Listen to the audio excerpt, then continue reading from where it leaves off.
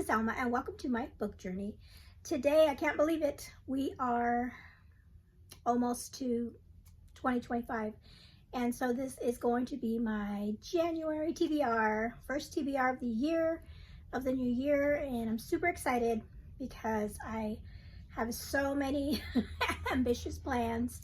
If you saw in a recent video, I had talked about all the reading challenges that I'm planning to participate in, and I really did my best to try to fit all these books in with all the different challenges and prompts and everything. I just want to make everything work out, and I think it's going to be fun. And I think I found a way to do it because one of my books counts for like quite a few prompts, and it just happened that way. So I'm super excited about that. And so this may be a little long video because I have quite a few books to go through, and then also just to tell you where they fit in my schedule of reading challenges. And so let me grab my notes here because I want to make sure I get everything right and I don't leave anything out for you. Okay, so I'm gonna go by, I figured out it'd be easy if I just went by book and then let you know where they fit in as far as the different prompts and things. Okay, so the first book, and I just got this in the mail yesterday. It's a brand new book that came out this month, and it is the third in a series. This one is Cloaked in Beauty by Karen Whitmire. And so isn't this beautiful? Ever since I saw the preview of the cover, I thought, this beautiful book, I'm definitely going to get it. I've read the first two books in the series. The first one that was about a Snow White retelling. The second one was a Cinderella retelling. And this one is like Red Riding Hood, I think, retelling by the type of the what's on the cover. Anyway, so this book is going to count for so many. It's just the way it happened. So number one is going to count for Chantel Reed's Read Your Bookshelf Challenge. Her January prompt is the word beauty. And so we have beauty in the cover. It's a beautiful cover. So there you go. So it counts for Chantel's. And then it's also, I found a prompt in Katie Paperbacks and Ponytails, her Princess Bride challenge. She had a slot on there that is a book that has red on the cover. There you go. So that's going to fit that. And then Oshina, one of her Christian romance prompts for the year is a new release. And that is what this is, a new release. And then Amanda's Southern Comfort. And I was like, oh, am I going to be able to do Amanda's prompt, Amanda's reading challenge? Because it was when I added it at the last minute, not the last minute, but because she added hers. I thought, am I going to be able to fit hers in? Well, I am, because one of her January prompt is a character that goes home. And in this book, it talks about this young girl named Letty that is returning back to live with her grandmother. So she's going home. So that fit. So how many prompts did I say that fit? How many books? So 4. This will fit 4 prompts. That's pretty good. So there's one book that's going to count for all those. And so that's hopefully the rest of the year may not go that smoothly, but this one really just happened to be that way. So there's that first book that I'm going to be reading. The second book is this month, or not this month. I am also, one of the other reading challenges for the year is the Read Your Classics, the classics that Anne in Search of Wonder has given us. And so the January prompt is to read a book from your physical TBR. And this one is a book that I picked up a while back at at my book library book sale. And it's called Ethan Frome by Edith Wharton. And I've heard this is a really good book. I think Anne actually talked about it. And so this is going to be the prompt. And then this is perfect for her little scavenger hunt prompts, because she said if you can fit these into the book. And so the 3 things were a book, a physical book, which it says, a male protagonist, which it has, and then set in the wintertime. And even though the cover doesn't look like it, it is set in the winter. Perfect for January. So I think this is a perfect book for her challenge, for her month. So, I mean, for the January challenge for ants. Okay, moving on. The next book is, and this one's been on my TBR for a long time. I picked it up from, I think, Pango Books, and the beginning of this year, and I just haven't gotten around to reading it. But this one's called Authentically Izzy by Pepper Basham. And this one is going to count for Jeanette Jane Reed's her Christian fiction reading challenge, because the January prompt is to start a series, and this is a series, and I have book 2, so I'm going to start this series off, so that's going to count for Jeanette's prompt, and this will come back later on in the video. Okay, the next book is, okay, so I'm going to talk about my reading challenges. So I am going to I have a reading challenge that talks about reading books through the decades and reading books through the centuries. It's my journey through time reading challenge. And so in the decades, it's going to be the decade of the 1910s. And for that, I chose a book called Daddy Longlegs. And I don't have it. I'm going to read it on Libby. And so I'll put a picture up here for it. And this was written in the 1910s.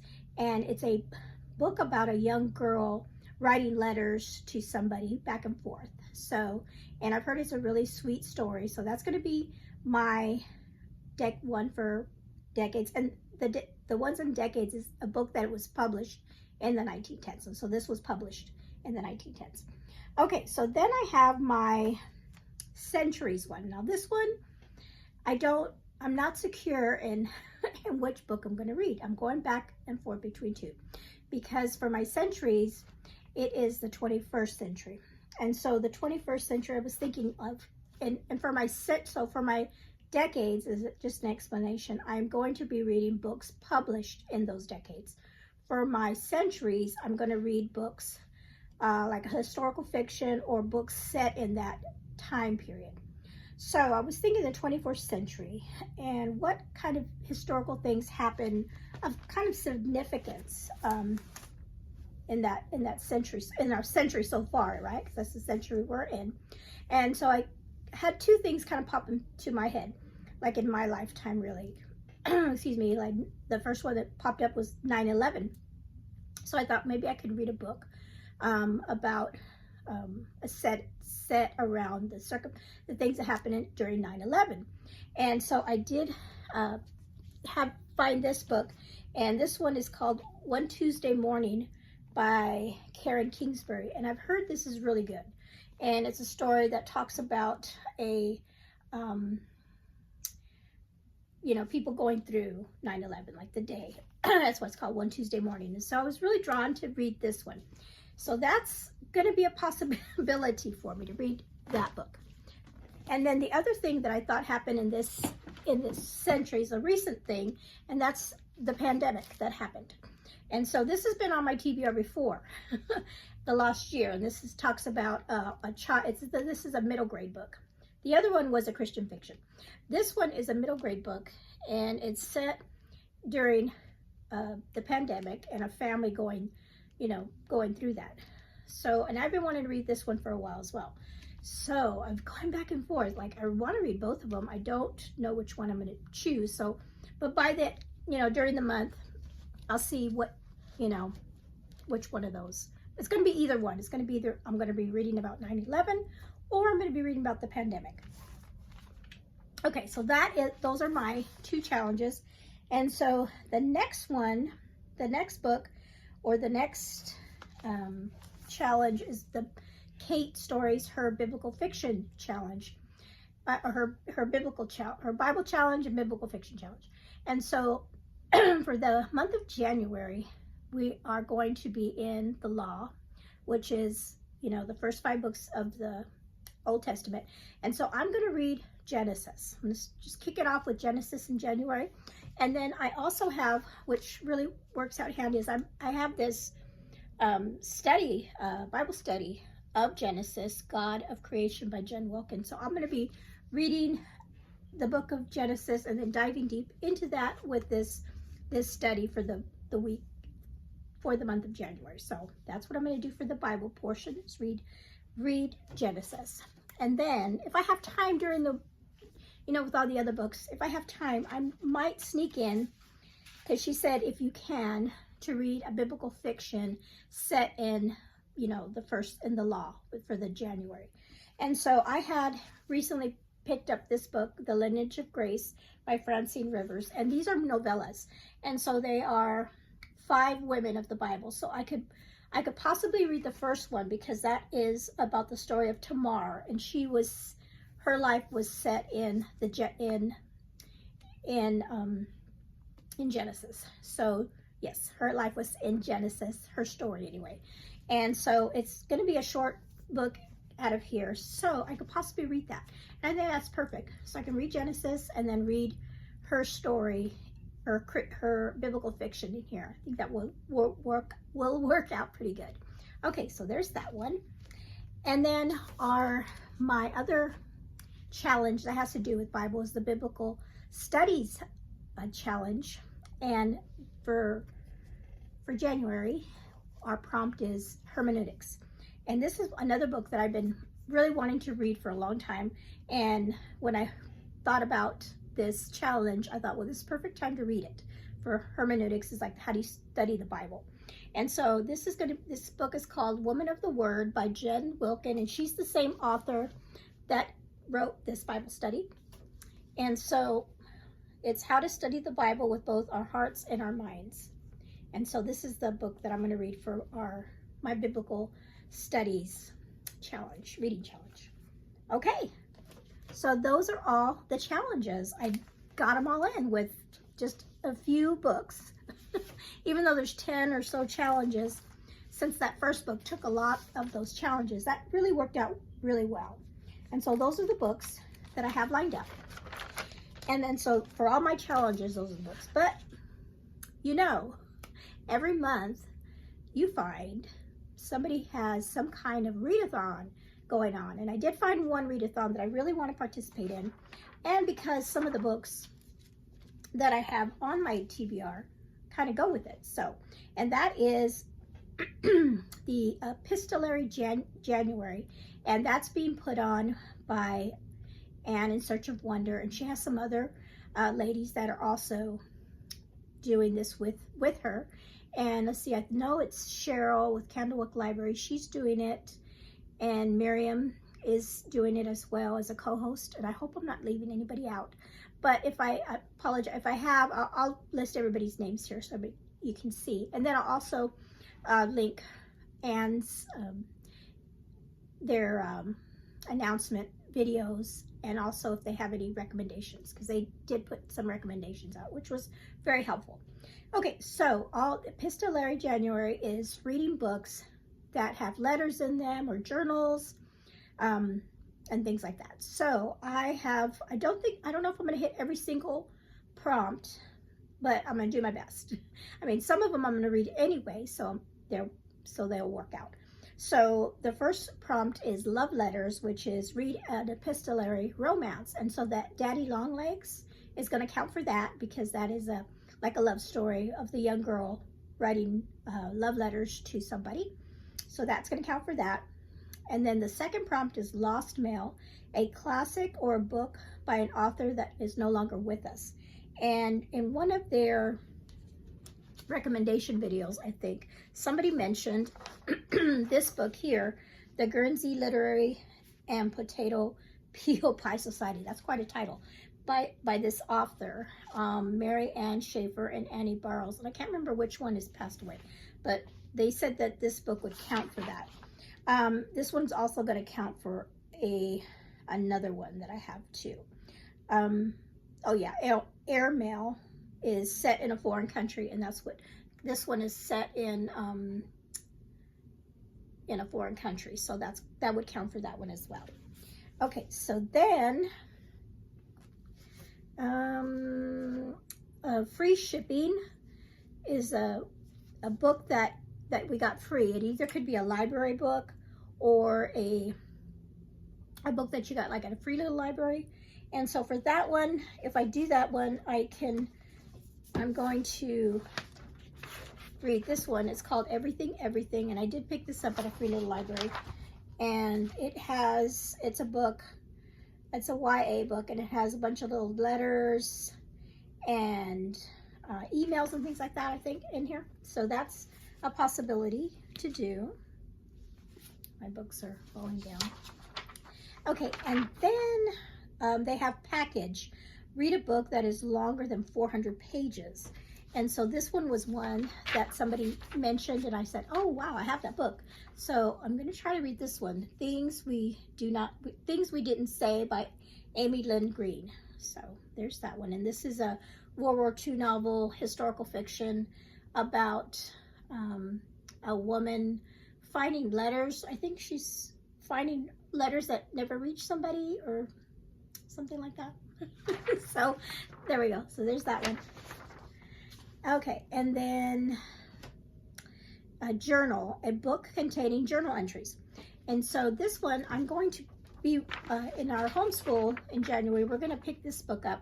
We just finished one that's similar last month, and these are the Dear America books, because we're going through this portion of history. And this one's called A Picture of Freedom, The Diary of a Clotie, a Slave Girl, Belmont Plantation, Virginia, 1859. So these are all journal entries, so that would count for the journal entry. And this is a middle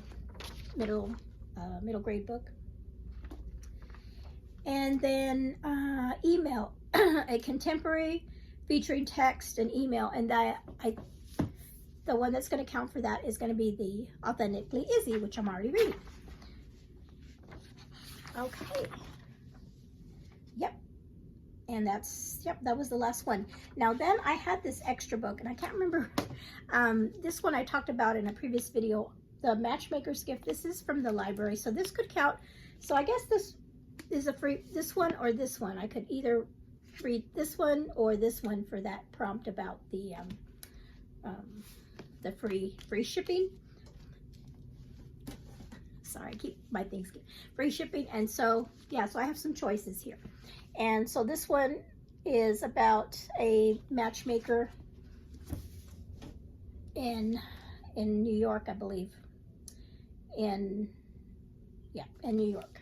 So, and this cover is just beautiful. So I may read this one. And this one I think has journal entries or letters in it as well.